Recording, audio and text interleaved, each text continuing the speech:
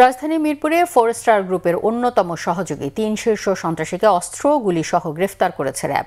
বৃহস্পতিবার রাতে রাজধানীর পল্লবী এলাকায় অভিযান চালিয়ে র্যাব 4-এর একটি দল ফাইজুর রহমান মুক্তি ওরফে ডন মুক্তি, শারিক আহমেদ সুমন ওরফে হকি সুমন, মোস্তফা কামাল বাপ্পি ওরফে শুটার বাপ্পিকে গ্রেফতার করে দুপুরে র্যাব 4-এর সদর দপ্তরের সংবাদ সম্মেলনে জানানো হয়, এসব সন্ত্রাসীরা মিরপুর এলাকায় নিয়মিত চাঁদাবাজি সন্ত্রাসী তৎপরতা চালাত।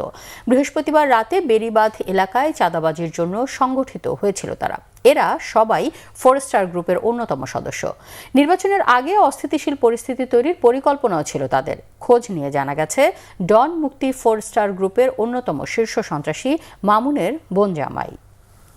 অবৈধ অস্ত্র দিয়ে তারা ঢাকা মহানগরীর মিরপুর, পল্লবী, শাহ আলী, রূপনগর সহ আশেপাশের এলাকায় মানুষের ভয়ভীতি প্রদর্শনের মাধ্যমে চাঁদাবাজি সহ নানা ধরনের অপরাধমূলক ও সন্ত্রাসী কার্যক্রম পরিচালনা করে আসছিল।